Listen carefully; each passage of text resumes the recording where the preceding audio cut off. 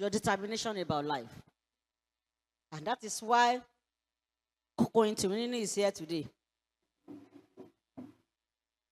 To tell you that you can be what you want to be. Much more than what you want to be. And that is why International Women's Day is created. For girl child and all women.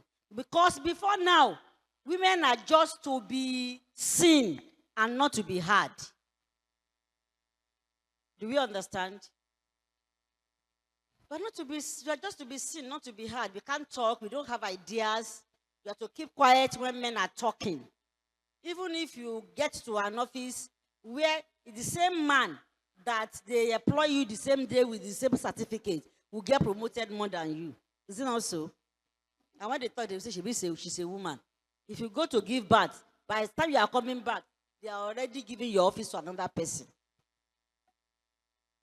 Do you understand? So don't let your gender limit you. That is all about what we have come to tell us today. Don't let your gender limit you. You can be what you want to be. You can be much more. You can even surpass the men, the so-called men. You can surpass them.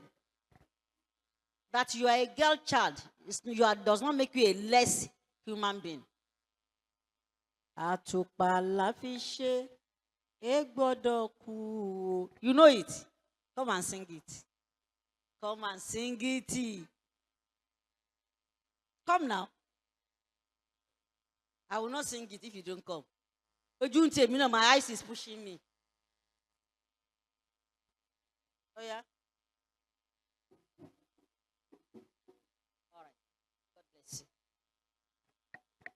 Thank you so very much for your time.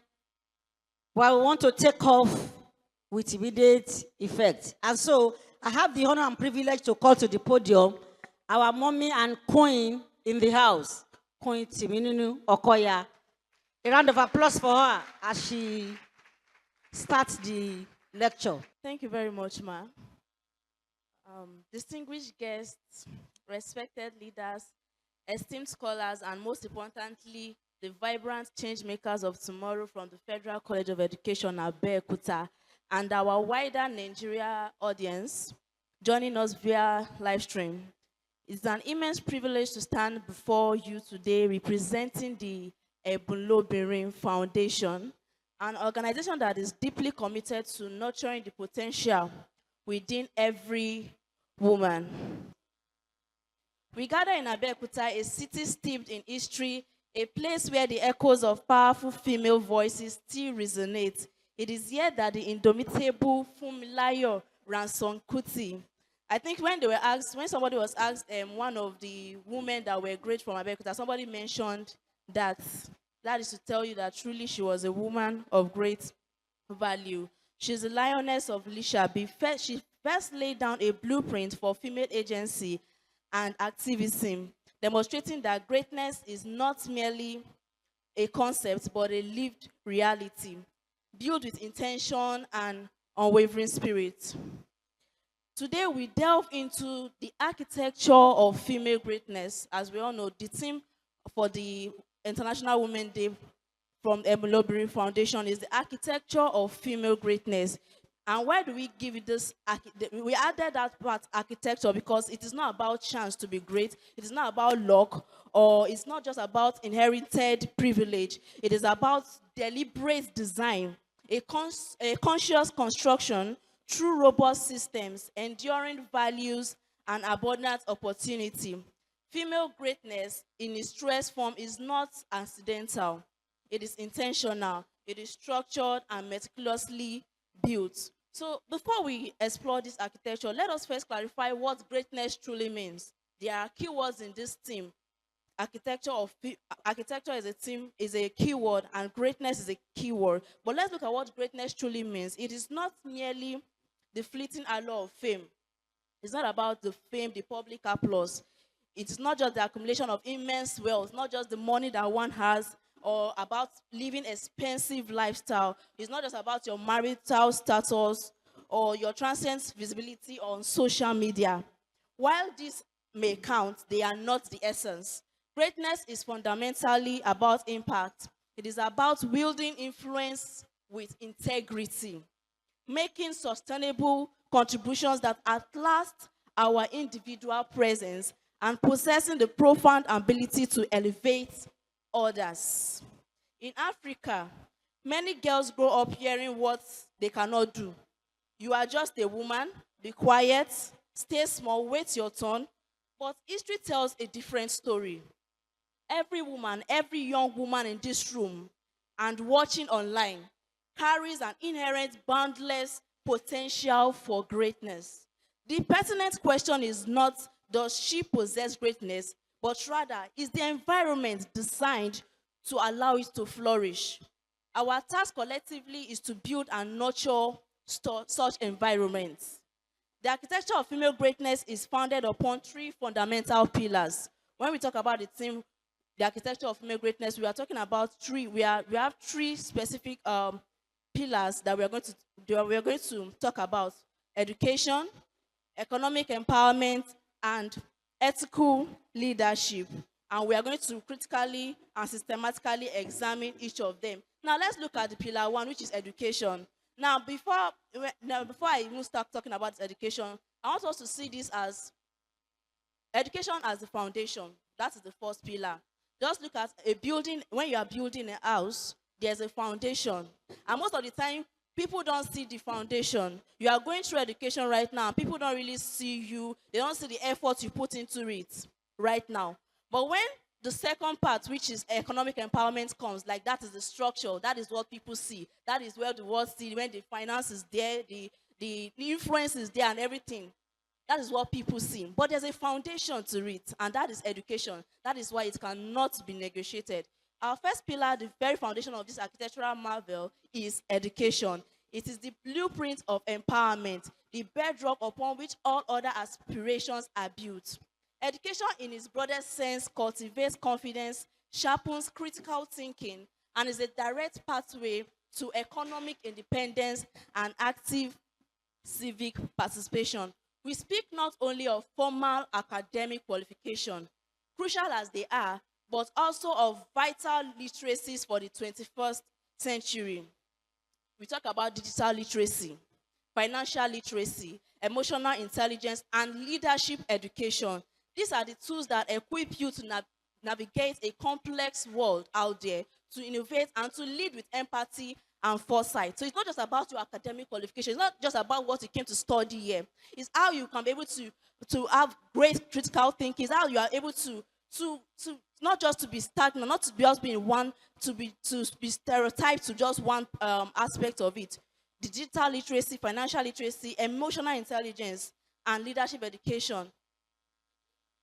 Consider the ripple effect. When you educate a woman, you strengthen families, you improve health outcomes for entire communities, significantly reduce poverty, and stabilize society. It is an investment with exponential return. Students of the Federal College of Education, you are future educators. You will shape minds, influence character formation, and contribute directly to the intellectual and moral architecture of our nation. However, before you can effectively shape others, you must first be intentional about shaping yourselves. The education you are currently receiving is not merely a requirement for graduation. It is a strategic asset. Formal education provides structured knowledge, intellectual discipline, analytical capacity, and professional credibility. Thank God we are in the College of Education, and but I also did a PGD program in education and last year. And you know that when they say what is education, we're not just talking about the knowledge. We know that character is also part of it, morals, value. So when you are coming, you are not just coming here because you want to be an English, you want to be an English teacher someday, or just because of the course basically that you came to study. But you are here to be transformed in every aspect, also in your morals and character. Greatness is accelerated when education is combined with hard work. Just like the Christians will say, faith without works is dead. So if your education is not combined with hard work, then greatness is far-fetched. But when it is when you put in hard work to your education, then greatness is something that is acquired. Knowledge without effort remains dormant potential. When you have the knowledge, but you are just there, that is just a waste. Effort without knowledge lacks direction. When you have or you are doing the work, you are putting in the work, but there is no knowledge, then there's probably no direction to what you are doing. But when rigorous academic training is matched with disciplined labor, the result is accelerated competence and visible distinction. The very fact that you have access to formal higher education already positions you advantageously across many communities. Access to tertiary education remains limited. Therefore, your presence here is not ordinary. It is a privilege and an opportunity.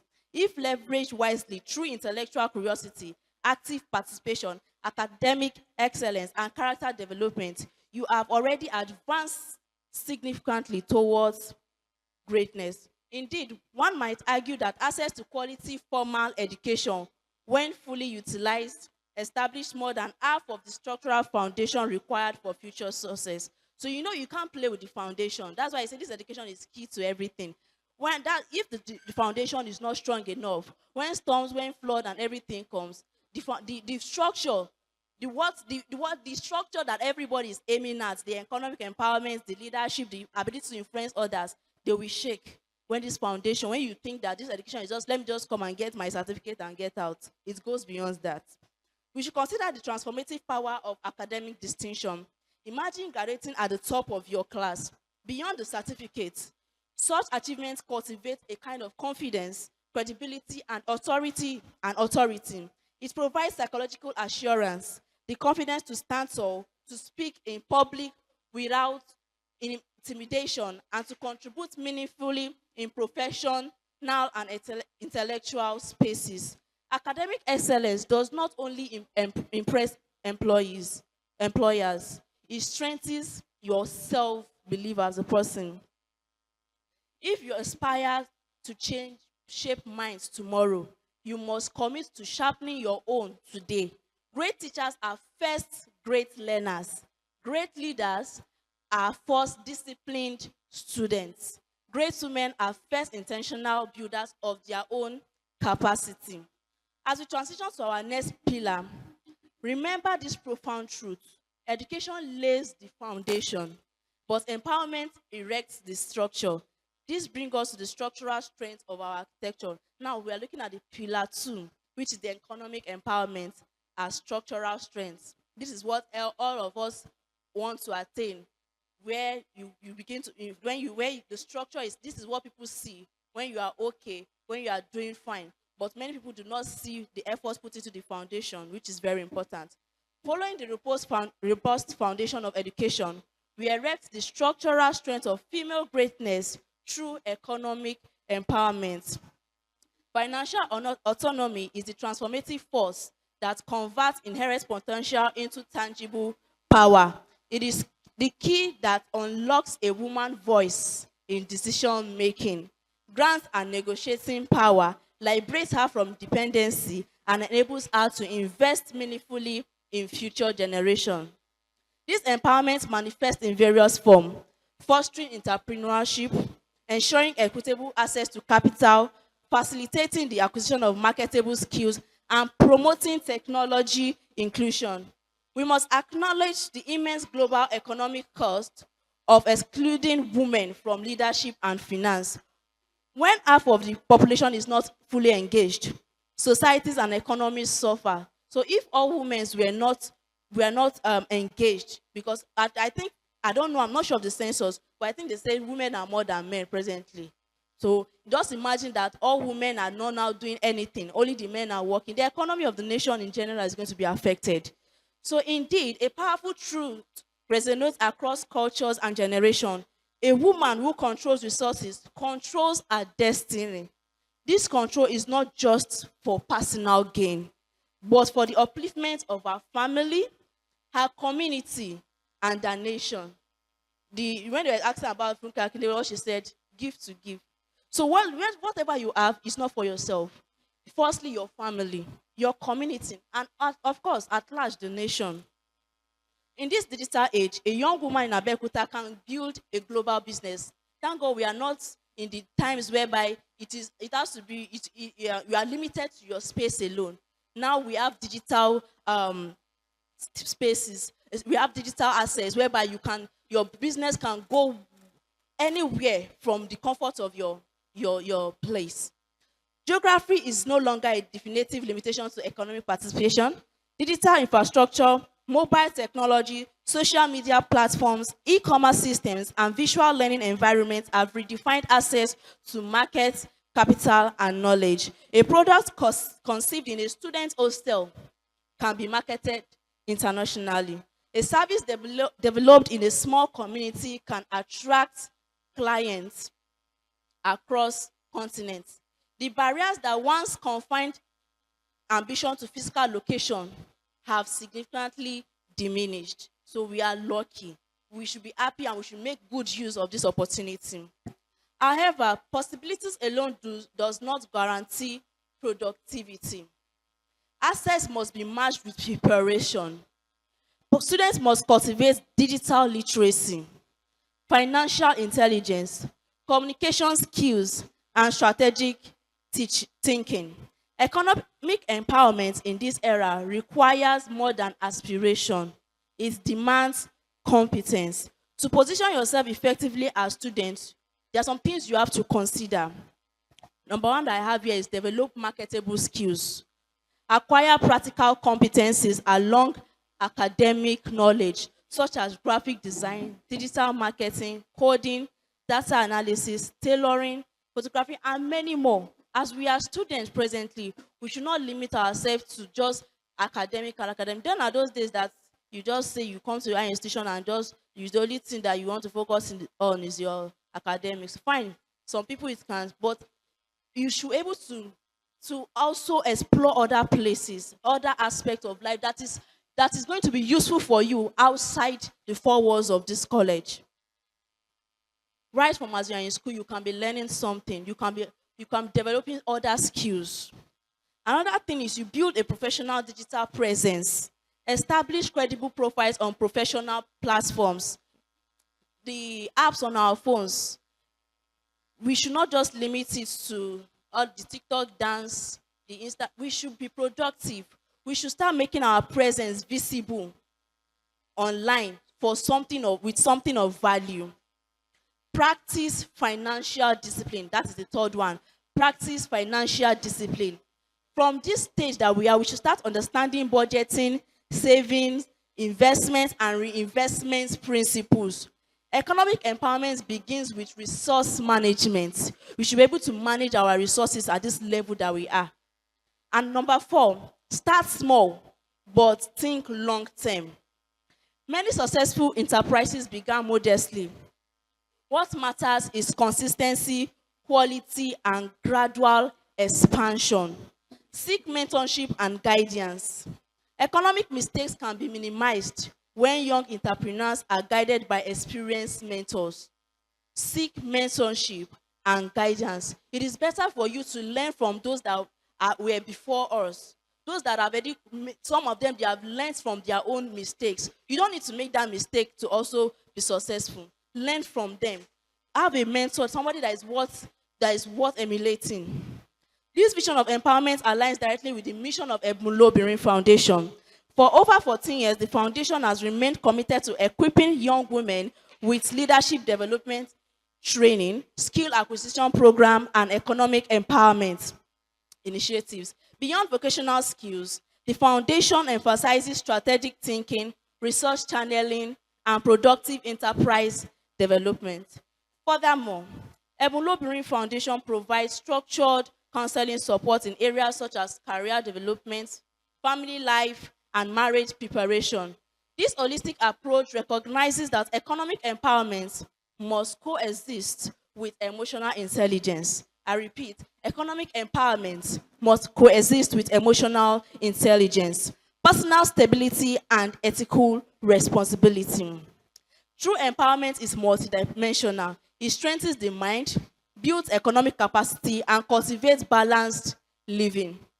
When young women are trained to identify opportunities, manage resources effectively, and align their ambition with discipline and values, they become contributors rather than dependents within the economy. They generate income, create employment, support families, and influence communities positively. Therefore, students must not underestimate their current environment. Abeokuta is not a limitation. It is a launching ground. Your access to education, combined with digital tools and structured empowerment platforms, such as those provided by Ebunlobinrin Foundation, creates a powerful ecosystem for advancement. The question is not whether opportunity exists. The question is whether you are preparing yourself to seize it. As we conclude this reflection, remember, location does not determine limitation. Preparation determines elevation. Let your preparation begin now.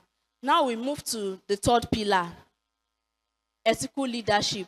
That is the crown. Now, that is the crown. We have talked about the foundation, we talked about the structure, and now we're talking about the crown. And some of them might say that it's not me, I don't plan being a governor, president. That is, when we're talking about leadership, every one of us, we will be leaders. In fact, we can even, some of us are already leaders. In your place of work, when we are training women to be economically empowered, that means you can have a business whereby you'll be able to impact people someday. Are you not a leader already? You'll be a mother someday. Are you not going to be a leader? Are you not going to lead your children? So every woman is a potential leader. Upon the strong structure of economic empowerment, we place the crown of ethical leadership for greatness. However grand, is fragile without integrity. It is a collapse waiting to happen. I repeat, upon the strong structure of economic empowerment, we place the crown of ethical leadership. For greatness, however grand, is fragile without integrity. It's a collapse waiting to happen. So without a strong foundation, without the structure, the crown is definitely going to collapse, which is, as a leader, such person will fail if you do not get the first two pillars right. Ethical leadership is characterized by unwavering accountability, profound transparency, a service-centered approach, and influence driven by deeply held values. Women in leadership are uniquely positioned to lead differently. We are called not to imitate broken systems, but to build inclusive institutions, to prioritize intergenerational impact, and to foster environments where everyone can thrive. Our leadership must be a beacon of fairness, compassion, and foresight. Let us remember this profound statement. True greatness is not about rising alone. It is about rising and lifting. It is about rising and lifting. It is about extending a hand, opening doors, and creating pathways for those who follow. This is the essence of ethical leadership, the true mark of enduring greatness. Leadership without character inevitably collapses. That's why I said that when I was talking about education, I said as educators, we know that when you are defining education, it's not just about the knowledge you're acquiring. Your moral character must also be shaped during the process. So without this character, your leadership can collapse. History consistently demonstrates that intelligence without integrity becomes manipulation, power without accountability becomes oppression, and influence without moral grounding becomes exploitation. Therefore, the conversation about women in leadership must move beyond representation to responsibility.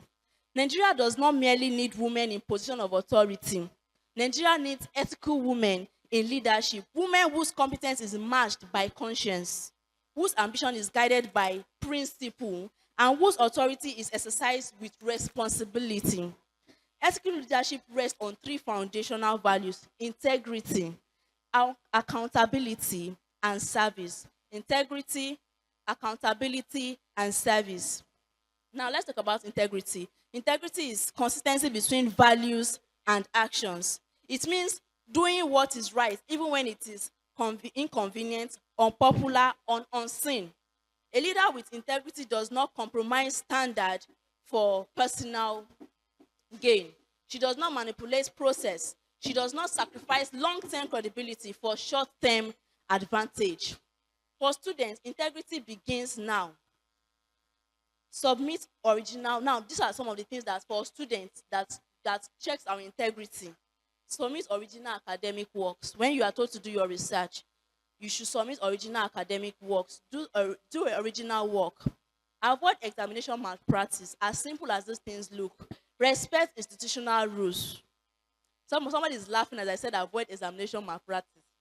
Okay, those are the little things that count. Respect institutional rules. Speak truthfully. Keep commitment. These things, when they are already in us, even from this stage that we are, you find yourself, when you are committed to large things, you still find yourself keeping to this right integrity. If integrity is absent in small responsibility, it will not suddenly appear in larger offices. Character is built in private before it is tested in public. Number two, accountability. Remember I said there are three foundations in ethical leadership. We said the first one is integrity. Now we're talking about accountability. Accountability means accepting responsibility for decision and outcomes. An ethical leader does not shift blame. She evaluates her action, acknowledge errors, and seek improvement. As future educators and professionals, you must develop, number one, the courage to admit mistakes. When you make mistake, admit that you made a mistake.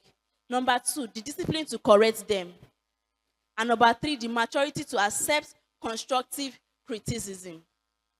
Number one, the courage to admit mistake. Number two, the discipline to correct them. And number three, the maturity to accept constructive criticism. Accountability builds trust, and trust is the currency of leadership. Without trust, authority becomes fragile. Number three, which is the last for under this point, leadership service. Leadership is not domination, it is stewardship. A true leader asks, how can I serve? Rather than how can I be served? Leaders serve. They don't just get there for people to serve them. You serve. And when you serve, you find out that people also serve you.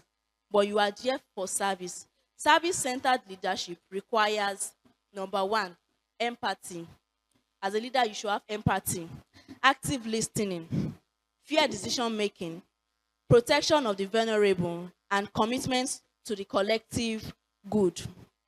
When leadership becomes self-centered, systems deteriorate. When leadership is service-driven, institutions flourish. So as leaders, we should be ready to serve. When you are, if as I told you that leadership is not limited to the political seats that we have out there. It is also in those things in your family. Some of us are elder sisters. You are a leader to your younger sisters. So you know that you have a role to play to your sister. When you become a mother, you have a service to render to your family. When you are at a workplace, you have a service to render. And that is how it's cut across every aspect of your life. Now, how to become a leader. Leadership is not conferred solely by title. It begins with influence and responsibility. Students often assume leadership begins after graduation, but in reality, leadership training begins now. To become a leader, number one, you have to develop competence. Master your field of study.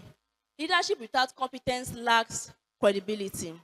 Excellence in your academic work establishes intellectual authority. Number two, cultivate emotional intelligence. Learn to manage your emotions. Understand others. Practice patience. Leadership requires stability under pressure. Number three, build communication skills. A leader must articulate ideas clearly. Participate in debates, presentations, student organizations, and public speaking engagements. Number four, take initiative. Do not wait to be appointed before you act responsibly. Volunteer. Organize study groups. Solve problems within your environment. When you see a problem, don't just leave it. When you know you have the potential and what it takes to solve that problem, take on the responsibility to solve it. Practice discipline. Number five, practice discipline. Punctuality. As little as those things might seem, they are very important. Consistency. The ability to continue when it's convenient and when it is not. Preparation and reliability distinguish leaders from followers. Number 6, develop ethical courage. Sometimes leadership requires standing alone. If a system is broken, do not replicate it, reform it, improve it, and strengthen it. Now, what is expected of a leader? When society entrusts you with leadership, it expects vision, the ability for you to see beyond the present. As you are in school now, you should be able to start thinking of what your life will be while you are in school, after you are in school, when you get out of school. You should be able to see beyond the present. Don't just focus on your education and forget that there is a life outside the four walls of this institution. Number 2, fairness, the ability to treat people equitable. Transparency, the willingness to operate openly. Responsibility, ownership of decisions and their consequences. Sacrifice, readiness to prioritize collective interest above personal comfort. Leadership is not privilege, it is responsibility amplified. If you aspire to lead in education, governance, entrepreneurship, or community development, remember this: the habits you cultivate as students will follow you into public life. The habits you cultivate as students will follow you into public life. If you normalize shortcuts today, you may justify corruption tomorrow. If you normalize diligence today, you will embody excellence tomorrow. Do not replicate broken systems, reform them. Nigeria needs leaders who have these following attributes: strengthen institutions, uphold justice, promote merit, defend integrity, and will protect future generations. And that transformation can begin with you. Ethical leadership is not an abstract theory, it's a daily discipline. It is built in classrooms, refined in small responsibilities, and tested in larger platforms. If you commit to integrity, accountability, and service now, you will not merely occupy leadership positions in the future, you will dignify them. Fine, as we are talking about architecture of female greatness. When there's a construction, when there's a building, and we talk about three pillars: the foundation, the structure, which is the economic empowerment, and the ethical leadership, which is the crown. Whenever let's liken it to a structure being built, there will certainly be barriers. Now, how can we address some of these barriers that might want to hinder our greatness as women? While we speak of architecture and intentional construction, we must also acknowledge the existing landscapes. Realities such as persistent gender bias, unequal access to opportunities, cultural limitations, and policy gaps continue to present formidable barriers. These are not mere inconveniences, they are systemic challenges that demand our collective attention. However, it is crucial to emphasize that reform is not only possible but imperative. It requires collective responsibility, with men as essential allies in this journey. The institution must actively redesign opportunity structure, dismantling obstacles and building bridges where walls once stood. It would be unrealistic to speak about female greatness within the African context without acknowledging existing structural challenges. Yes, they exist. Gender bias remains present in certain sectors. Access to funding is often more limited for women. Cultural or religion expectations can sometimes narrow perceived possibilities. Policy implementations gaps continue to affect equitable participation. All these are barriers that we know. However, while these realities are valid, they must not become permanent excuses. Structural barriers explain difficulty. They do not justify stagnation. Sustainable changes do not begin with prolonged complaints. It begins with strategic preparation. Preparation strengthens competence. Competence builds credibility. Credibility attracts opportunity. I repeat, preparation strengthens competence. Competence builds credibility. Credibility attracts opportunity. In many cases, when preparation meets opportunity, resistance weakens. Excellence has persuasive power. A well-prepared woman commands attention, not through noise, but through capacity. At the same time, transformation is collective. Men must function as allies, not competitors in progress. Men in the house, hope you are listening. and men also watching online. Men must function as allies, not competitors in progress. Gender advancement is not a zero-sum equation. Empowering women strengthens families, institutions, and national development. Likewise, institutions must continuously redesign policies, funding structures, and leadership pathways to promote fairness and merit-based advancement. Yet, even as advocacy for systemic reform continues, personal preparation remains non-negotiable. Must prepare intellectually, emotionally, professionally, and ethically for positions of influence before those positions are formally offered. Read beyond the curriculum, acquire skills beyond the minimum requirements, build networks even as you are in school right now, develop resilience, strengthen character. When preparation precedes opportunity, performance sustain it. The seat you desire may not yet be vacant, but when it becomes available, let no one question your readiness to occupy it. Now, let's talk about the global imperative. Globally, when we look at this topic globally, the empowerment of women is not merely a gender issue. It is an economic, social, and governance necessity. It is intrinsically linked to global development priorities such as poverty reduction, quality education, health advancement, sustainable economic growth, and institutional accountability.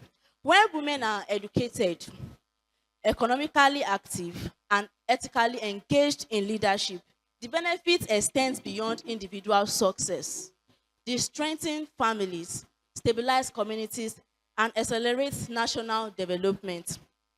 Historical patterns and contemporary data consistently demonstrate that nations which deliberately invest in women experience measurable progress. Female education correlates with lower maternal mortality rates, improved child health outcomes, higher household income, stability, and stronger civic participation. Economically empowered women reinvest significantly in their families and communities, thereby multiplying developmental impacts. Inclusive governance structure that incorporates women perspectives tends to produce more balanced and socially responsive policies. Therefore, the advancement of women must be understood not as a concession, but as a strategic imperative for national growth and global competitiveness. However, structural investment alone is insufficient if individuals do not take responsibility for personal transformation. Policies can open doors, but preparedness determines who walk through them. Programs can create platforms, but discipline sustains performance. Opportunities may be provided, but character preserves legacy. To the students listening, this message must be internalized. You are not passive beneficiaries of empowerment initiatives. You are active participants in the development equation. You must position yourself to be saved from preventable setbacks, saved from intellectual complacency, saved from destructive distractions, saved from dependency mindsets, and saved from choices that undermine long-term potential. Salvation in this context is not merely spiritual language. It is strategic awareness. It is the conscious decision to avoid habits that sabotage progress. Sabotage progress. It is the discipline to protect your future from temporary impulses. It is the wisdom to align your daily actions with your long-term aspiration. National transformation and personal responsibility are interconnected. I repeat that. National transformation and personal responsibilities are interconnected. A nation cannot rise above the quality of its citizen. Likewise, empowerment programs cannot substitute for individual commitment. If Nigeria and Africa at large must rise, then its young women must rise intellectually, economically, ethically, and personally. And that rising begins with conscious choices to pursue excellence. When empowered structure meets prepared individuals, progress becomes sustainable. Now, this is the call to action. Now to each of you, our future architects of greatness, I offer a call to action. For women, especially our young students, invest in your growth. Embrace continuous learning. Seek out mentors and never cease to expand your horizons. Refuse internalized limitations. Challenge societal expectation and your own self-doubt. Your potential is limitless. Build networks for collaboration. Connect with other women. Lift each other up and forge alliances that amplify your collective strength. I hope we took note of that as students, because the fact is that it's better for you to start planning for your future even while you are a student, where you still have the opportunity to still call mommy, daddy. Because when you leave the four walls, when you graduate, the life out there is really competitive. So you need to start training yourself from this moment. And for all leaders in governance and institution, it is important for them to create policy framework for equity, enact and enforce laws that ensure equal opportunity and protect women's rights. Invest in girls' education. This is the most fundamental investment in a nation's future. Fund women-led initiative. Provide the resources that is necessary for women entrepreneurs and leaders to thrive. Now, for the community level, we should have a shift in narrative. We should challenge stereotypes and promote stories of female strength, resilience, and achievement. We should celebrate competence, not stereotypes. Recognize and reward merit regardless of gender. Now, we want to look at some examples of women who were great. To inspire and illustrate these principles, let us draw strength from the lives of extraordinary women who have walked this path, some rising from humble beginnings, others building upon legacies, all leaving an indelible mark. Now, we'll start from our town here. First person I have here is Iyalode Alaba Lawson, the recently deceased Iyalode of Egbaland, Abeokuta. She's a true embodiment of rising from nothing. She famously hugged Pap Ogi in her youth. Through sheer determination and entrepreneurial spirit, she became a global business leader and the first female president of the Nigerian Association of Chambers of Commerce, Industry, Mines, and Agriculture. Her journey is a testament to the power of resilience and vision. This is trying to tell us that regardless of your beginning, your future can be much more greater with the right mindset. Another person I have here is Fumilayo Ransom Kuti. She was born into a prominent family in Abeokuta. She leveraged her education and privilege not for personal gain, but to fiercely advocate for the rights of market women and fight against colonial oppression. Her legacy as an educator, activist, and political leader continues to inspire generations, providing that a silver spoon can be a tool for profound societal change.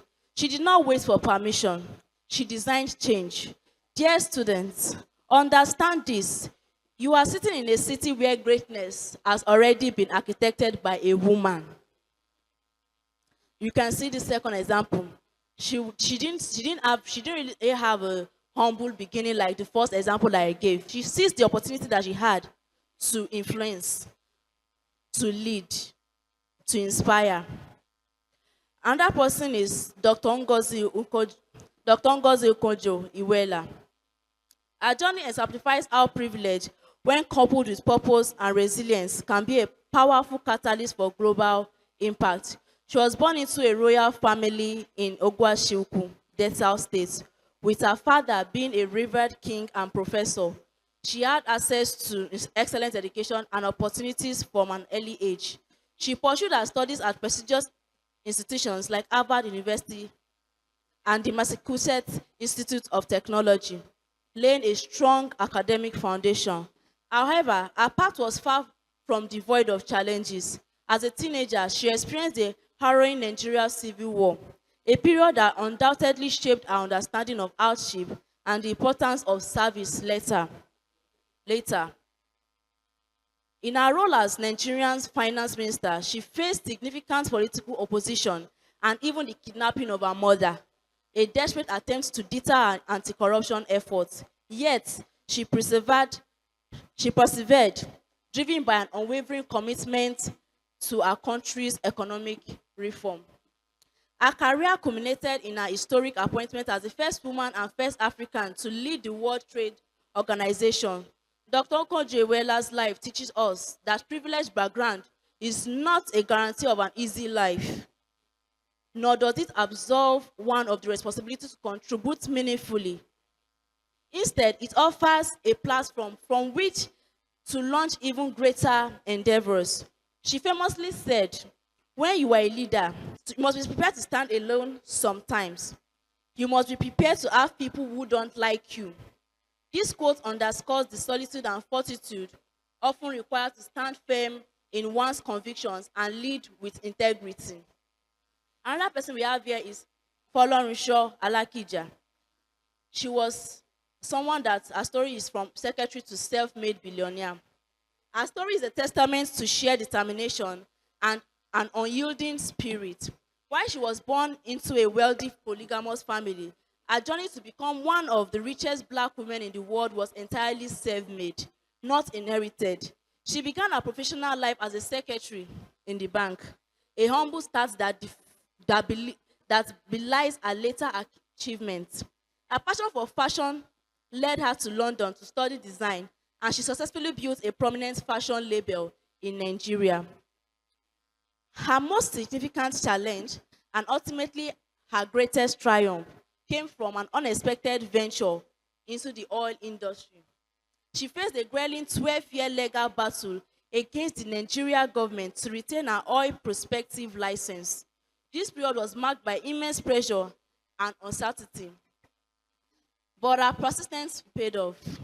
Her victory not only secured her business, but also set a precedent for indigenous participation in Nigeria's oil sectors. Alakija's life illustrates that true wealth is not just about financial assets, but about the resilience to overcome adversity and the vision to create opportunities when none seems to exist. Her inspiring words, I once dared to dream, and if I could succeed, then so can you, serve as a powerful encouragement to anyone facing doubting odds. Through her Rose of Sharon Foundation, she also demonstrated a profound commitment to philanthropy, particularly in supporting widows and orphans, proving that success is best measured by the positive impact one has on others. Another person I have here is Wangari Maathai. Her life is a powerful narrative of how one individual, starting with very little, can ignite a global movement. She was born into a poor peasant family in rural Kenya. Her early life was deeply connected to the land. She was fortunate to receive an education, becoming the first woman in East and Central Africa to earn a PhD. Her academic achievements, however, were just the beginning of her journey of self-rebirth. Mathai's activism was rooted in her observation of environmental degradation and its direct impact on rural women. She founded the Green Belt movement in 1977, empowering women to plant trees to combat deforestation, provide fuel, and improve livelihoods. Her work was revolutionary, but it came at a great personal cost. She was often beaten, imprisoned, and ridiculed by the government, which viewed her environmental efforts as subversive. She also endured a painful divorce, with her husband famously stating she was too educated and too strong-willed. Despite these immense personal and political challenges, Maathai never wavered. Her unwavering commitment to environmental justice and human rights earned her the Nobel Peace Prize in 2004, making her the first African woman to receive this honor. Her philosophy is beautifully encapsulated in her quote, "Is these little things citizens do? That's what will make the difference. My little thing is planting trees." This reminds us that greatness often begins with small, consistent actions driven by a deep sense of purpose and a belief in collective power. Another person I have here is Ellen Johnson Sirleaf. Ellen Johnson Sirleaf. Her story is one of extraordinary resilience, leadership, and the arduous task of rebuilding a nation. While she was born into a relatively stable family in Liberia, her life was marked by immense personal and national trauma. She received a strong education, including studies at Harvard, which prepared her for a career in public service. However, Her commitment to her country led, led her through periods of political turmoil, imprisonment, and exile. She endured domestic abuse and the profound challenge of political activism in a volatile environment. Yet, her resolve remained unbroken. Her ultimate act of self-rebirth came when she was elected as the first female president in Africa in 2006, tasked with leading a nation devastated by years of civil war. Her presidency was a monumental effort to restore peace, rebuild infrastructure, and establish democratic institutions. Sirleaf's leadership earned her the Nobel Prize in 2011, recognizing her non-violent struggle for the safety of women and for women's right to full participation in peace-building work. Her life embodies the courage to confront immense challenges and the dedication to serve a greater good. Her powerful quotes, if your dreams do not scare you, they are not big enough. I repeat, if your dreams do not scare you, they are not big enough. Encourages us to embrace ambitious vision and push beyond our comfort zones to achieve transformative changes. The last person I have on my list here is Oprah Winfrey. Oprah Winfrey. Her journey is perhaps one of the most iconic rags to riches stories globally. A true embodiment of self-rebirth from the most challenging circumstances. She was born into extreme poverty in rural Mississippi to a teenage single mother. Her early life was fraught with hardship. She experienced sexual abuse, the loss of a child in her teenage years, and faced racial and gender discrimination as she began her career. Despite these profound adversities, possessed an innate talent for communication and an extraordinary ability to connect with people. She worked tirelessly, starting in local radio and television, eventually transforming a struggling Chicago talk show into the Oprah Winfrey Show, a global phenomenon. Her show became a platform for empathy, empowerment, and authentic conversation, breaking barriers and inspiring millions. Oprah's success extends beyond media. She built a vast business empire and became a leading philanthropist, using her influence and resources to uplift others. Her life is a testament to the power of resilience, self-belief, and turning pain into purpose. She famously stated, "The biggest adventure you can take is to live the life of your dreams." This quote encapsulates our philosophy of intentional living and pursuing one's highest potential, regardless of where one starts. To public service, she exemplifies building upon a strong foundation to achieve global impact and ethical leadership. These women, in their diverse journeys, collectively illustrates that the architecture of female greatness is built on courage, intellect, economic independence, and an unyielding commitment to integrity and service. In conclusion, let us paint a picture of the future we are building, brick by brick, pillar by pillar. Imagine a world where every girl grows knowing her voice matters, where her dreams are nurtured and her potential is limitless.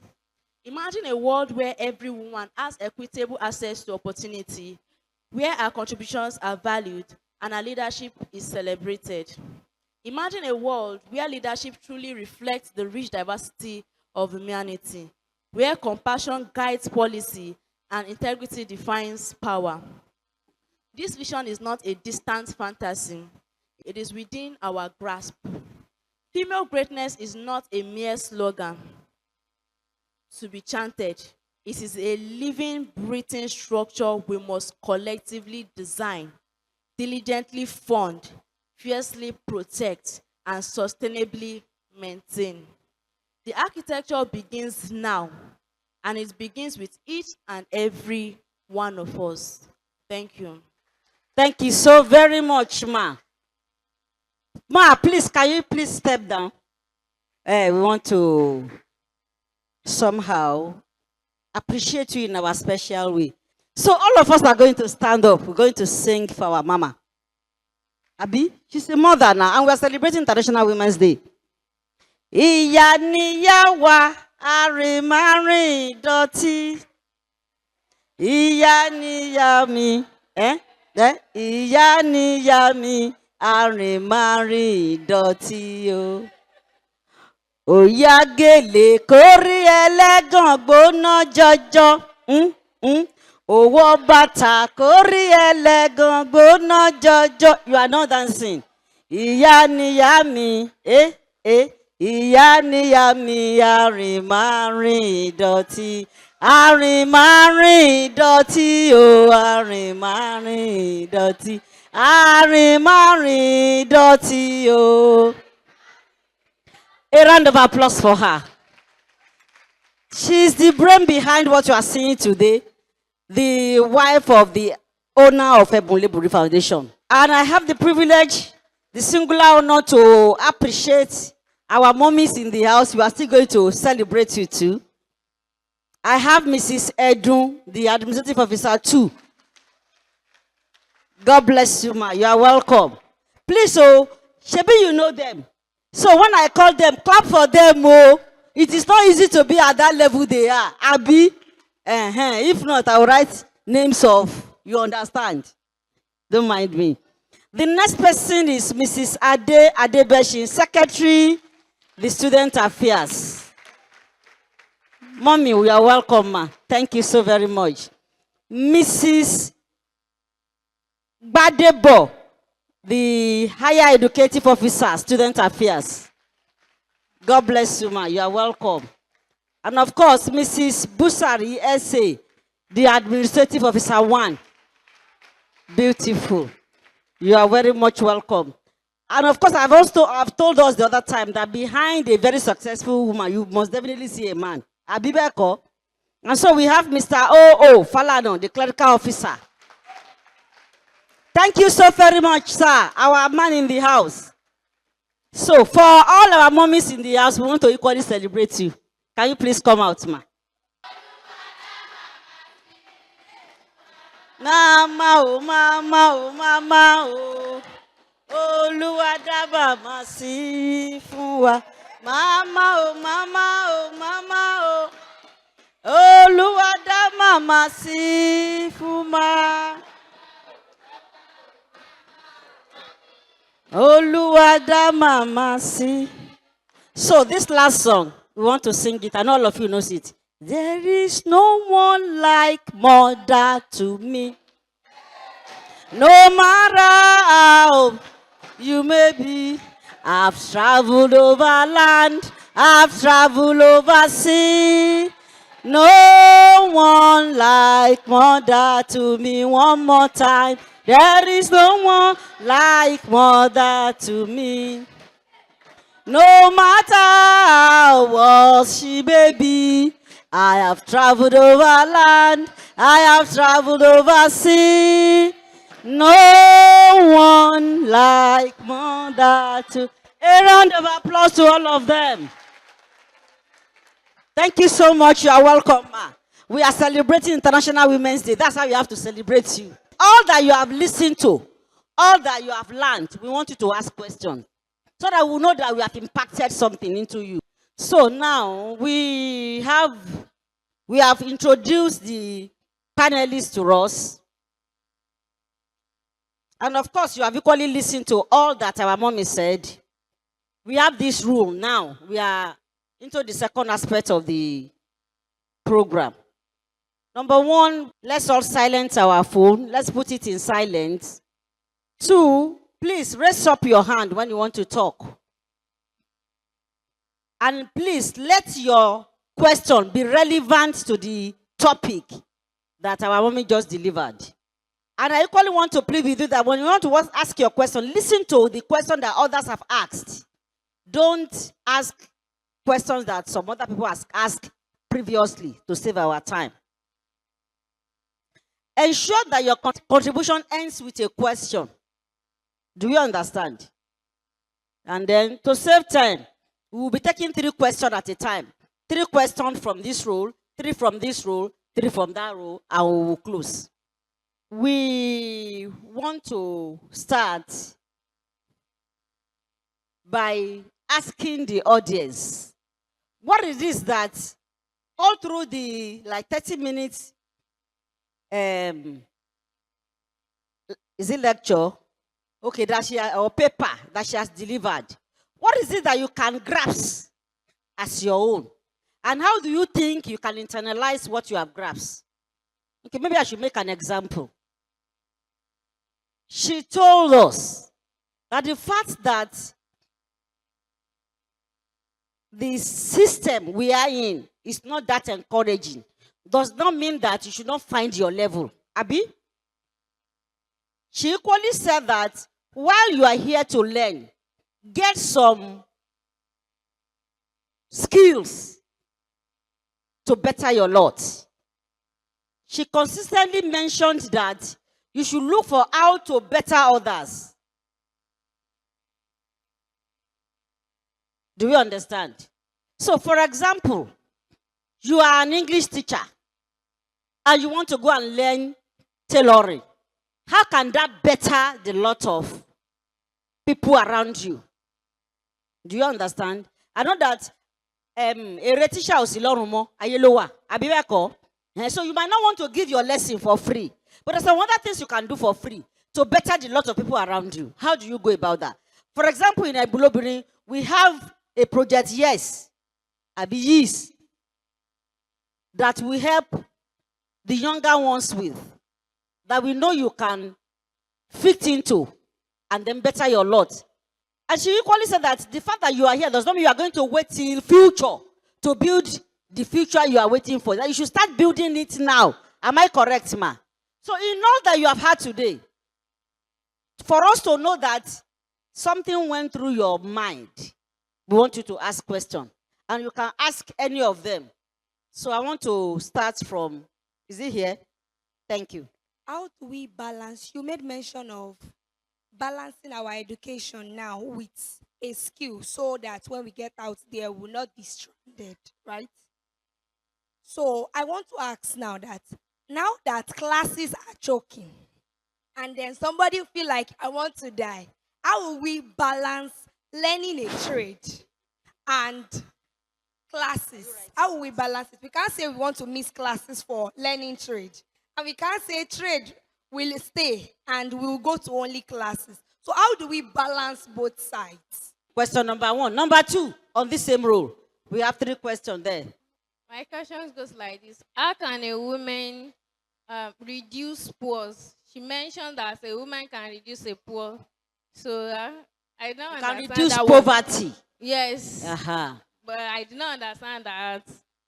So how can we as girls now, growing into womanhood, how can we reduce poverty? It is true she mentioned it.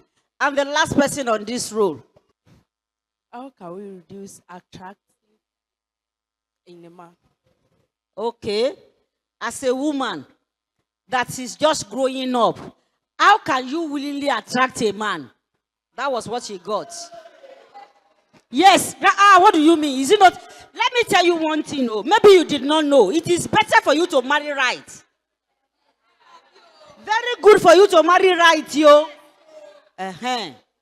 So please, can we answer those 3 questions first? Okay, so to answer the first question, how do we balance education and learning a trade? That was the first question. Okay, for example, we are all in school already. And most of us have a trade that maybe we like, that we would want to pursue. For example, fashion designing, hairdressing, barbing, and stuff like that. So when you are in school, you have your timetable definitely for daily activities. So after your school, you can go to learn your trade. Whatever it is that you feel you want to. And apart from going, you can even do it offline. And you can do it online. If you know you are so busy that you can't go after schools, there are a lot of things you can learn online. especially these AI, that everybody knows that is trending now. It is a very good source of income for everybody.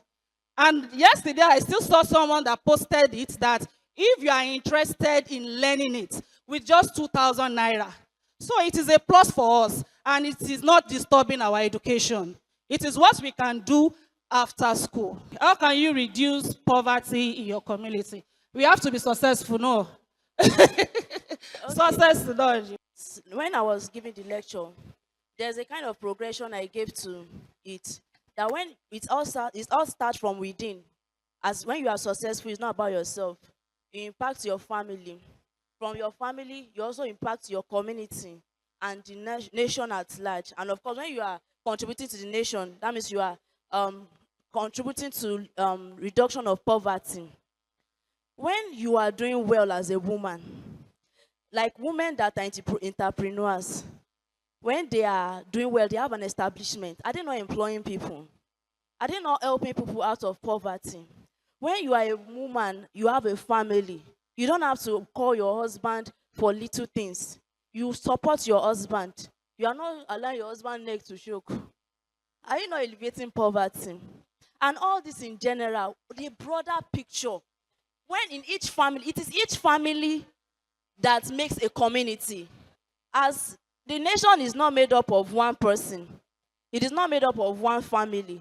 It is not made up of one community. It is all these units that make up the nation. So when the individual is doing well, most of the individuals are doing well. When most of the families are doing well, when most of the communities are doing well, definitely the nation, poverty reduction will definitely be achieved. So I hope I've answered your question. Obìnrin rere láwa. Obìnrin rere láwa. Àwa ń tọ́jú ọmọ wa, a tọ́jú ọkọ wa o. Obìnrin rere. Mo kí gbogbo ẹ̀yin mummies wa lórí ìjókòó. Mo dẹ̀ kẹ́yìn akẹ́kọ̀ọ́. Wọ́n gbé mi wá síbí báyìí pé tó bá ṣe ń sọ English báyìí, kémi máa sọ Yorùbá. Ṣé rí question tí ẹni yẹn béèrè? Àwọn tó kọ ẹ pariwo ha. Wàláì, question yẹn wà very important. Mọ̀ ni o. Àwọn Yorùbá ní ìrínisí nìsọni lọ́jọ́. Bá a dẹ̀ ṣe ń rìn, la ṣe ń kó ni. Jẹ́ kí n bẹ̀rẹ̀ láti orí ìmúra. Ìmúra ẹ ló máa jẹ́ kó pàdé ẹni tó yẹ kó fẹ́. Ìmúra pẹ̀lú. Look ẹ pẹ̀lú. Ìsọ̀rọ̀ sí ẹ pẹ̀lú. Yes. Tó bá ṣe múra ló ṣe máa rẹ́ni tó máa pàdé. Tó bá fẹ́ mọ̀ pé o fẹ́ pàdé ọkùnrin gidi, àwọn míì believe pa bó dìgbà tá a bá ṣíra lẹ̀, tá a bá expose ara wa, tá a bá wọn nǹkan tí ò ju báyìí lọ, tá a máa wọṣọ tọ́yàn wa máa ṣílẹ̀ báyìí. Òun la máa fi rò pé àwọn ọkùnrin máa rí wa tó máa fẹ́ wa, a máa ṣe kíní kan. Ṣorí gbogbo nǹkan tó ṣílẹ̀ yẹn, ọkùnrin tó rí ẹ yẹn, nǹkan tó fẹ́ wá mójú kúrò nìyẹn. Bẹ́ẹ̀ ni mo sọ fún ẹ. Ṣàṣà lọkùnrin tó máa correct ẹ nínú 100%, a sì máa rí bí ó yá ẹni tó love ẹ gan pé jẹ́ ń change ọmọ yìí, jẹ́ ń change ẹ̀ sí level mi. Nígbà tó bá fẹ́ tó wish àti fẹ́ pé tó bá mọ̀ pé ó fẹ́ fẹ́ mi o, jẹ́ kí mo rẹ̀ rí báyìí, jẹ́ kí mo rẹ̀ rí báyìí. But àwọn most ọkùnrin mi gbogbo nǹkan tó expose yẹn, òun gangan ló fẹ́ wá mú lára ẹ̀ kó dẹ̀ mójú kò. Ìrìn ọmọlúwàbí wà very important ma. Múra dáadáa. Wà òkè láyà rẹ̀. Dẹ̀ mọ̀ ọ̀rọ̀ sísọ ó wà very important náà. Ìsọ̀rọ̀ sí ọmọbìnrin mi ọkùnrin mi máa fi pé léèkẹ́. Kò sí ń bẹ̀. Mi ò lè fẹ́ torí tí n bá fẹ́ wo bó ṣe ń sọ̀rọ̀. Àṣà ni. Àṣà ọmọ ni. Ìkọ́kọ́ ṣẹlẹ̀ lẹ́yìn mà. Ọmọ mi kan wà, èmi mo ṣe graduation fún. mi fẹ́ sọ story lórí ẹ̀ lọ títí. Ìgbà tó join ọ̀dọ̀ mi, ọkọ ẹ̀, torí tóbìnrin mi bá wá join ọ̀dọ̀ mi, tó bá jẹ́ married woman, máa ń jẹ́ mọ ọkọ ẹ̀. Má ti mọ ọkọ ẹ̀, máa fọkọ yẹn lọ́kàn balẹ̀ pé ẹ má worry o, ẹ ní problem, ilé yín ò dẹ̀ lè dàrú. Torí ọmọ believe pé obìnrin tó bá ti lọ join iṣẹ́ wa, ilé wọn ti dàrú nìyẹn. Gbogbo mo ṣe bọ́mọ yẹn sọ̀rọ̀ tó dálé ara ẹ̀ rú. Mo wá ń rí fídíò kan táwọn èèyàn ń send sí mi lánàá tó lọ sí program kan. Kí ni orúkọ program yẹn? Sọ sókè kó gbọ́. Wàláì kò sọ́kùnrin tó accept ẹ̀ nínú program yẹn, mo jẹ́ fẹ́ máa ké. Ìtẹ́rígbà tó ti kọ́kọ́ wọlé ni gbogbo ọkùnrin ti ń bẹ́ gbogbo pop ìmúra ẹ̀ nonsense. Wọ́n tún wá ń bá sọ̀rọ̀. Bọ̀bọ́ kan ni mo like jù náà wọn tó sọ̀rọ̀ mẹ́yẹn. Wọ́n ní gbà tí gbogbo wọn bu, lady wọn béèrè pé kí ló ti gbogbo wọn bu. Ó ní number one, ó ní kò ṣe pé kò fine. Ọ̀sán yìí ni mo ń wò lábẹ́ gímbẹ̀ yẹn, wọ́n send ẹ̀ sí mi pé kí n wọ ọmọọṣẹ́ mi. Wọ́n ní kò ṣe pé kò fine. Wọ́n ní kò ṣe pé worst. Ó ní number one, ìmúra ẹ̀ tó kọ́kọ́ mú wọnú bíbá yìí. Ó ní ìkejì kò ní manner of approach. My dear, aṣọ ti gbọ́. Ó wà very important. Ìrìn sí wa, ìsọ̀rọ̀ sí wa, gbogbo ẹ̀ ló wà very important. Tó máa fi pàdé ọkùnrin alárùbáríkà. Lágbára Ọlọ́run gbogbo yín ò dẹ̀ ní ṣí ẹsẹ̀ gbé o. Thank you. Thank you so very much, ma. To quickly summarize what our mommy said, for you to learn and still manage to work, it is easy. During our own time, it is not easy because there is nothing like internet. You have to finish everything you are doing, then go back to the learning house and begin to learn. But this time, just on your YouTube, you can learn. I have a daughter that went out. We had traveled out. I was telling you in the morning. When he was going the first year, I sent $1,000. By the time government happened to me and my purse, I couldn't send $200 the second year. Guess what she did? She went online, studied so much on how to make hair on YouTube. She will go to class in the morning and she's not studying in Nigeria. Oh, you know how they drill them abroad. But even at that, till midnight, she's still on the internet, learning how to make hair. She went and bought mannequin and was using the head of mannequin to make hair. The remaining 2 years before she finished as a pharmacist, she was feeding herself from that money. And today, she's a guru of hairdressing. You know, so you can do that. You can learn from that. Secondly, somebody asked about how to eradicate poverty. I'm telling you, when you are focused, you will eradicate poverty. But if you don't know what you are doing and all you do is to run after men, and it will be poverty going to the future to go and explode. Look at them at the north. I'm sorry to say. They just give birth and give birth and give birth and give birth and give birth. At the end of the day, they push them out. No matter how government spends on them in the northern part of Nigeria, you are going to see it. Because Almanjiri is everywhere. Do you understand what I'm saying? So, another thing is, don't be somebody that will be just lazying about. Work! Be a married woman, but be a working woman. Whatever your husband gives, add to it. You won't continue to complain. That man will run away from home. Do we understand? That's another way of taking away poverty from your environment. You are a woman, you are marrying, you are supposed to help your husband because you are a helpmate. But don't forget you are equally a daughter to somebody. You are a sister to somebody who will ask you, sister, me money do. So if you don't work, how will you do that? God will help us. The last one, our mommy has said it. Let me not go there. So we want to take on the second, is it the first line now? 3 questions from here. How can a woman build confidence and leadership skills in society? Very, very important. How can you build confidence in the word of man? Oh, yeah. My own question is, how can a woman overcome societal limitation and achieve success? Another round of applause. How can a woman overcome societal limitation? Woman must be seen and not heard. How can she overcome societal limitation, Abi? Ṣé mo gbà? Àti kí tún ni? To achieve success. So I'm asking that for a female to be great, does it only pertain to leadership, or we can also be great in other aspects? For a female to be great in life, is it only pertaining to leadership or some other aspect of life? Abi, there is nothing you will do that you won't be a leader, even as a mother in the house. I'm going to answer her. She asked if how a woman can be great is only through leadership. Now, as a mom, you know you're a leader, right? As a student, you know you're a leader. Most of the things we do, so long as you are in front, trying to build yourself, you are leading. You might not be leading intentionally. Do you understand? You might not be leading intentionally, but all you do is leadership because somebody is seeing you.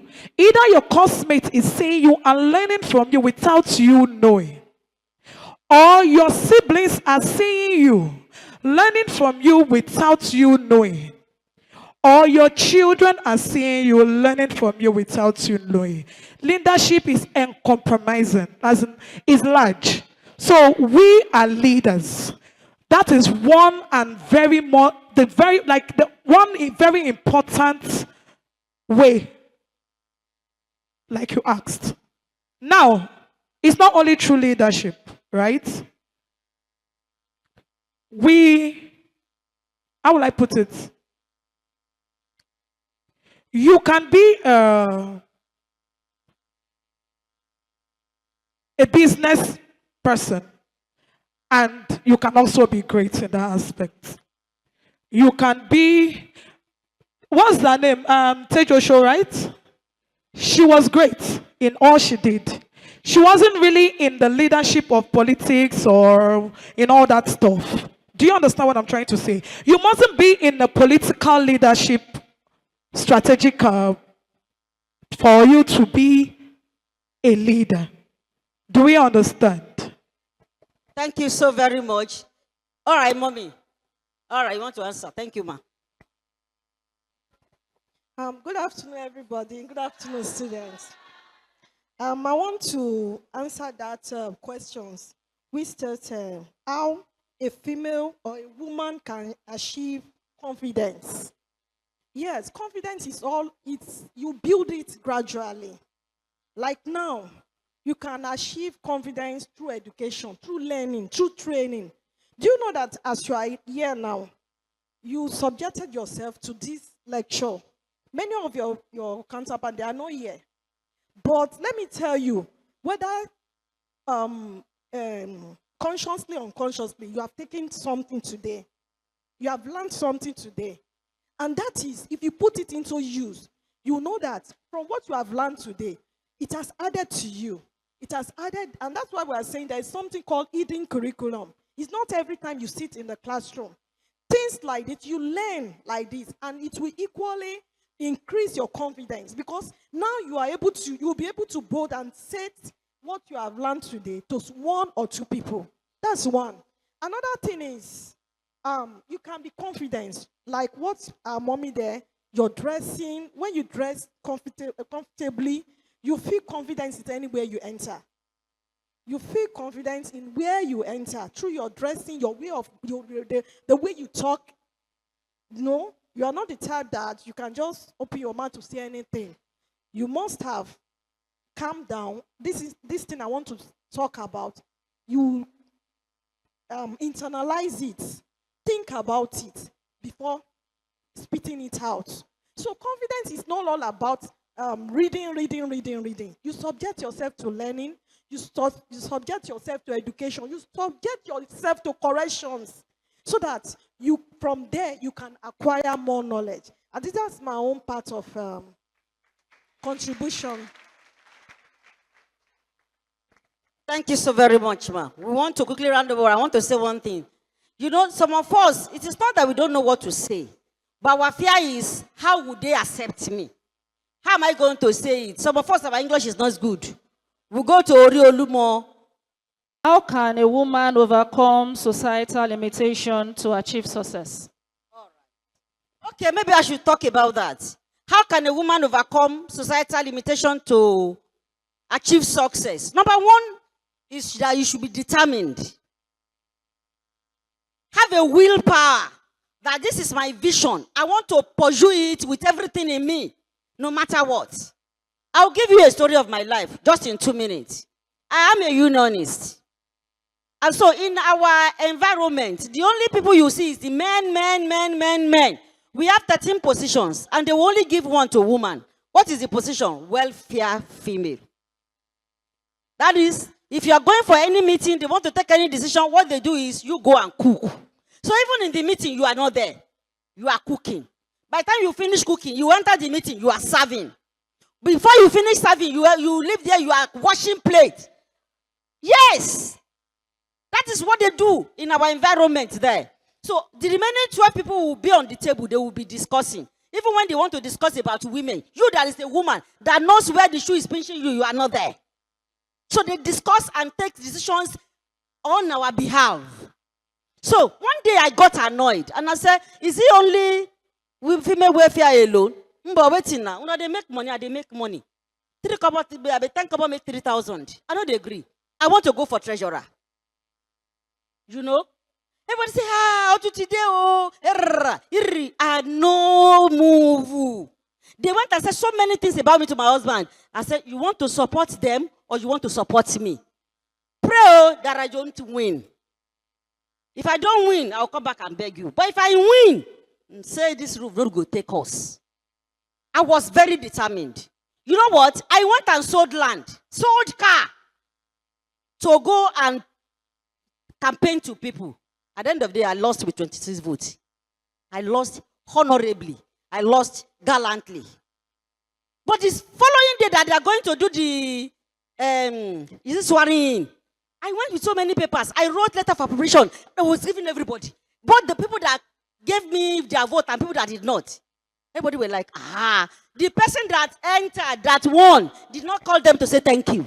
Me, I wrote letter and gave everybody. The 4 years came by. After 3 years, I came out again, treasurer. Simple and people. I won with 264 votes. That is resilience. That is determination. And till today, they will say the first female treasurer in so and so place is Comrade Wala. So be determined. Don't let society limit your vision. As long as you know what you are doing is right, continue to do it. One day, doors will open. Do we understand? So that one answers your question, Abi. Thank you very much. I have the privilege to introduce and welcome into our midst Mr. Anthony Ogundipe. He's one of the juggernauts behind Ebunlobinrin. Can you say hi to us, sir? Thank you so very much. You are welcome. Abi? But all of us know him, Abi. Thank you so very much. We still want to give you one last thing concerning this Ebunlobinrin that is going to benefit you. And so I have the privilege to hand over the microphone to eminent Gifty. The Ebunlobinrin Rising Women Enterprise Program. What did I say? The Ebunlobinrin Rising Women Enterprise Program.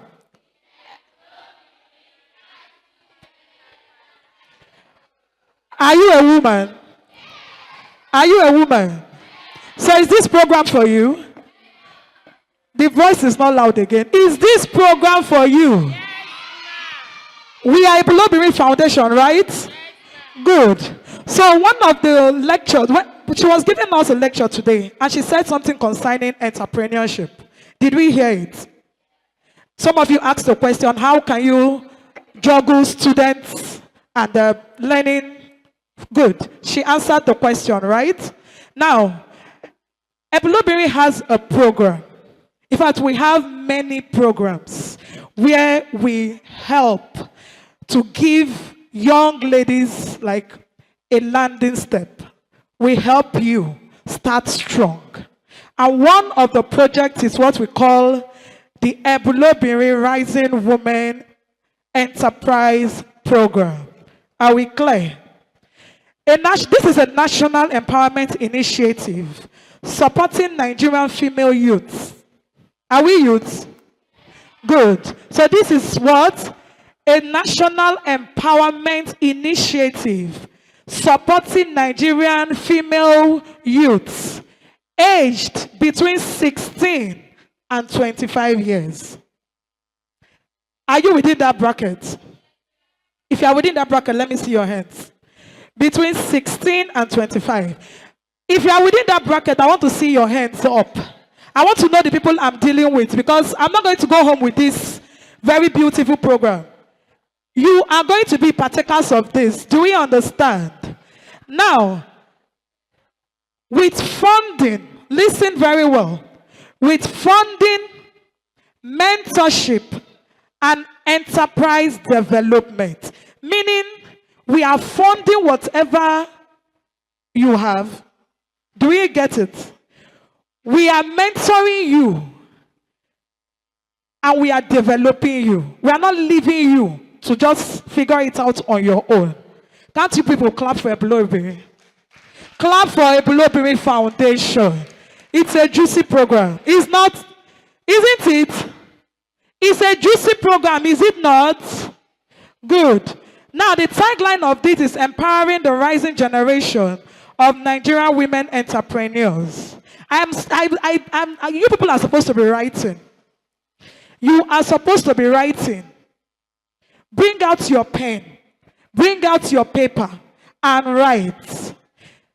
Bring out your pen. If they ask you what you came here to do today, what would you tell them? The people who are not here. You are going to take this good news to people out there, to your friends, to your sisters who are within this age bracket. So what did I say? I said Ebunlobinrin Rising Women Enterprise Program. Have we written it down? Should I repeat? The Ebunlobinrin Rising Women Enterprise Program. Which age bracket did I say is going to partake in this? I can't hear you. And are they men or female? Are they male or female? Good. And the tagline, empowering the rising generation of Nigerian women entrepreneurs.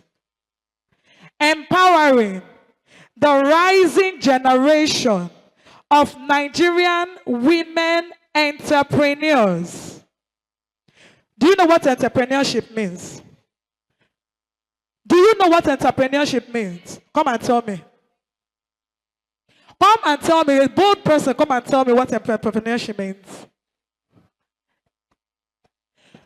If you don't know, then this program is not for you. She said a lot about it today. So you were not listening. That's what it means. What is entrepreneurship? In a layman's language. Good. Clap for yourself. Now we have a slogan. Raising bold women, building powerful enterprises. Slogan. Raising bold women, building powerful enterprises. Should I go on? Motto, empowering young women to rise, lead, and prosper. Ebunlobinrin Foundation wants you to be a leader. Ebunlobinrin Foundation wants you to rise above your peers. Ebunlobinrin Foundation wants you to prosper. Don't you want to prosper? Good. So this program is for introduction. The Ebunlobinrin Foundation is committed to empowering young women across Nigeria with opportunities that promote financial independence, innovation, and sustainable livelihoods. Did we get that? Good. To achieve this mission, The foundation proudly introduced the Ebunlobinrin Rising Women Enterprise Program, a strategic initiative designed to support young Nigerian women between the age of 16 and 25 who have viable business ideas or existing businesses with growth potential. So we want to nurture your idea. We want to help you build on that idea. Do we understand? Through this program, Ebunlobinrin Foundation will support promising business proposals with financial assistance. You people are supposed to be clapping at this point. Through this program, Ebunlobinrin Foundation will support promising business proposals with financial assistance, 1, with mentorship, 2, helping young female entrepreneurs transform their ideas into sustainable venture. The program officially introduced on March 1st, 2026. It's a new program of Ebunlobinrin. Ebunlobinrin has so many programs. So many. We have done years in the past. We process grants for people. We have done a lot. There's a new federal government grant that gives between 50,000 to 500,000. That is on the pipeline, which you are going to be beneficiary. You will be beneficiaries of that grant. Do we understand? Good. The program officially introduced on March 1st, 2026, and will be launched on Tuesday, April 21st, 2026, to mark World Creativity and Innovation Day. We are going to use the launch to mark the World Creativity and Innovation Day. Qualified applicants across Nigeria can apply immediately. Do you want to apply? Are you sure? You have ideas? You have ideas, something you want to do. You have, or you have something you're doing already. Which one? Good. So, be prepared. Program objective. The primary objective of the program is to first encourage entrepreneurship among Nigerian female youths, provide financial support for viable business ideas and small enterprises, reduce youth unemployment and economic vulnerability among young women, support sustainable and well-managed businesses capable of long-term growth, build a new generation of financially independent female entrepreneurs. Nature of support. Successful applicants will receive one or a combination of the following forms of financial support, depending on the strength of their proposal. What does this mean? There are other, apart from the grants, there are other means we will use to support you, depending on your skill and what amount of money you need for that skill. For example, the federal government program we talked about, if what you have in mind is between 50,000 and 500,000, that means we'll use that to process for you, right? Now, if you have a dream to build a business of 5 million, for example, are you not thinking big? Can't you handle a 5 million naira business? Of course. So if your idea is 5 million naira, sorry, I'm calling 500 million. Me, I'm too big for 5 million. So if your idea is 5 million, for example, we can use 3 different means. Do you understand? To make that possible for you. Do we get what I'm saying?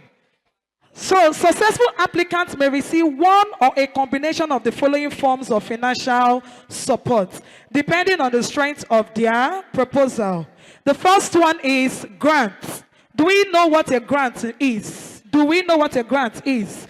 Grant is financial assistance given to you, and you are not what? Clap for yourselves. You are not repaying. It's free of charge. Now, we have the second one, which is the business support funds. Business support funds. Financial assistance tailored to specific needs. Do we get that? The last one is mentorship and supervision. Professional guidance to ensure business growth and sustainability. Do we understand that? For example, you want to be a tailor, you want to be an hairdresser. We will attach somebody who already knows this. She said something when she was lecturing. She said, learning from our predecessors, right? Now, we are going to attach you to one or two people who are already in business and doing well, so that you can learn from their mistakes. You don't have to repeat the mistakes they have made, and then you grow from there. Each supported business will be closely monitored. Our money is very important to us. We are not going to allow you to use our money to go and do oblé.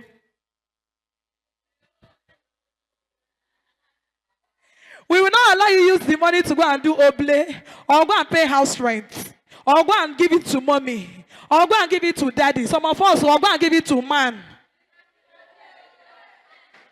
So we are going to monitor you. All right? Good. Each supported business will be closely monitored and guided by the foundation to ensure responsible management and long-term success. How can you apply? Are you with your pen and paper?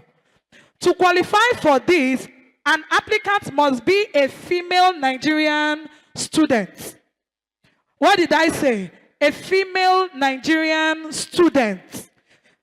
We are trying to merge education with entrepreneurship because we know the importance of education in entrepreneurship. So, and you must be between the ages of 16 and 25. You must be a registered member of Ebunlobinrin Foundation. You say, okay. You must have a viable business idea or an existing business with growth potential. You will demonstrate the ability to manage and sustain the proposed business. Now, membership requirements. To be a member of Ebunlobinrin Foundation, what do you need? Membership is completely free. Are you people not clapping for our foundation? Some people will tell you, bring 10,000 and register and collect. We are giving it to you free. You are registering what? For free. All applicants must first register as members of the foundation through the official website. This is the part I need you to write. www.ebunlobinrin.org.ng www.ebunlobinrin, okay, you can see it, right? EBUNLOBINRIN.org.ng. Do we get it? Are we good? That's the first step. You have to register as a member of Ebunlobinrin Foundation. After successful registration, the applicant's membership will be reviewed and confirmed. A foundation membership ID will be issued to any one of you who have successfully registered. Do we understand that? This ID card qualifies the applicant to apply for the empowerment package. If you have to apply for these grants, loan, mentorship, and all, you have to first apply to be a member of Ebunlobinrin Foundation. After your membership, we will issue you an ID card. That ID card now leads you into registering for these grants. Are we good? So how to apply? The first step is register as a member through the site I have given us. You receive your membership ID. Once registration is confirmed, you will receive a Ebunlobinrin membership ID card. Download the application form. Using your membership ID card, you will now download the ERWEP application form from the website. Complete the form. Fill out the application form with the detailed information about your business idea or existing enterprise. Record your business presentation video. You will have to do a video presentation on your business or your idea. What did I say? You would have to do a video presentation of your idea or your already existing business. Applicants must record a 25 to 30 minutes video presentation explaining their business proposal. We will guide you on that, so don't be afraid. We will guide you on how to do all that. The video should clearly explain the business idea or existing business. Investment plan, you should be writing. These are the things you will need in your video. The video should clearly explain the business idea or existing business. Business idea or existing business. Investment plan. Operational strategy. Management structure. Staffing plan, if applicable. Staffing plan means how many members you want to have, your employees and all that. Market opportunity. Sustainability strategy. Should I go on? The class is quiet. What's happening? Should I go on? Okay. Should I, what? Management structure. Staffing plan. Staffing plan. If applicable, that's if you want to have staffs. Market opportunity. Sustainability strategy. How you plan to sustain your business. Should I continue? Financial projections. That's what I call budgeting. Financial projections. Repayment plan. That is if you are giving a loan. Repayment plan. Are we good? You're confused. Are we good? Now, that's all. Any other information that demonstrates the applicant's readiness and capability to succeed, then you submit. Send the completed application form and video to admin@ebunlobinrin.org.ng. Are you okay? admin@ebunlobinrin.org.ng. Application review process. All submitted applications will undergo a transparent and merit-based evaluation process. The submitted videos will be uploaded to the Ebunlobinrin Foundation YouTube channel. This video link will be made available to designated evaluators and decision makers. These reviewers will assess the proposal based on feasibility, sustainability, entrepreneurial competence, potential social and economic impact. Successful applicants will then be contacted by the foundation for the next stage of support and onboarding. Application fee. Application for this is completely free. So you're getting free membership registration, free application form, free application submission. Everything is what? It's free. We only need your ideas and your time. The foundation is committed to ensuring equal access and opportunity for every qualified young woman in Nigeria. Program launch date is April 21st, 2026. Our vision, Ebunlobinrin Foundation envisions a future where young Nigerian women are empowered economically, socially, and intellectually, contributing meaningfully to national development. Through the initiatives like ERWEP, the foundation is building pathways for innovation, entrepreneurship, sustainable prosperity among youth.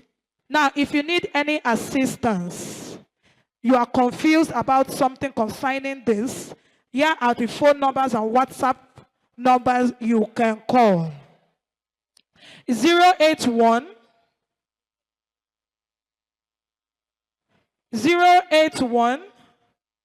26 21 8989. 081 26 21 8989. It's a call number and it's a WhatsApp number. So you can call and WhatsApp that number. Or you send us a mail, admin@ebunlobinrin.org.ng. Thank you for listening. Thank you so much, Ebunlobinrin Gifty. God bless you. So, as we close, don't rush to go. Your mineral is there. As we close this session, the value of what you give is never lost. It's simply planted. And so whatever Ebunlobinrin has done today is just simply planting it into your lives. We believe that very, very soon it's going to germinate. But when it germinates, please water it. Do we understand? Please water it so that it can bring fruit. As upcoming leaders, when you give your advice to your peer, you gain courage and future that you want to live in. To our incredible panelists, thank you for being a living proof. God bless you. And to all the students, don't wait till you arrive.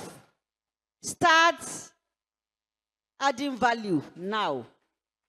Start where you are. God bless you. So I want a student here to come out and give us vote of thanks. Good day, ma'am. Good day, sir. So we appreciate the Ebunlobinrin Foundation. So we give you the thanks and we give God the honor and adoration. Thank you so much for coming to our school. May God bless you. Thank you. Assalamu alaikum wa rahmatullahi wa barakatuh. Alhamdulillah, alladhi na'ayana ba'da ma'amatana wa ilayhi nudur. Alhamdulillah. Ọba tó jẹ́ kí a bẹ̀rẹ̀ program yìí láyọ̀, tó tún wá jẹ́ kí ó wá sí òpin. Òun náà lọ́ba tí a dúpẹ́ fún, òun náà lọ́ba tí a fìyìn fún. Ọlọ́run jẹ́ kí àwa náà rí nǹkan gidi fi program yìí ṣe. Àti àwọn ọmọ wa tó wá attend sí wa tó jẹ́ pé àwọn fún wa ní ètò yìí tó fi wáyé. A dúpẹ́ púpọ̀ lọ́wọ́ yín. We are so grateful from Ebunlobinrin Foundation. Thank you very much, ma. We really appreciate you. Assalamu alaikum wa rahmatullahi wa barakatuh once again. So we want to stand up and sing our song. The song we learned this afternoon. Let us stand up and sing it as we close. Women are great, oh. Women are great. Women are great, oh. Women are great. No controversy. Women are great. No controversy. It's too slow. Women are great. No controversy. Women are great. No controversy. Women are great. Women are great. Oh, women are. Women are great. Oh. No controversy. Women are great. No controversy. Women are great. No controversy. Women are great. No controversy, women are great. Women are great. No controversy. Women are great. No controversy. No controversy. Women are great. Thank you very much. My name is Adeniomusayo Mary from Federal College of Education, Abeokuta. Today's program was very interesting and it was educative. We learned a lot about this program. Thank you so much. I'm Rashida Yomide Eniola, a student of Federal College of Education, Abeokuta. So a special thanks to the Ebunlobinrin Foundation for bringing this to us. We say thank you very much. We learned a lot about how women gain confidence in the environment, that women are meant to be great, that there is no controversy. Thank you very much for bringing this. We love you. Thank you.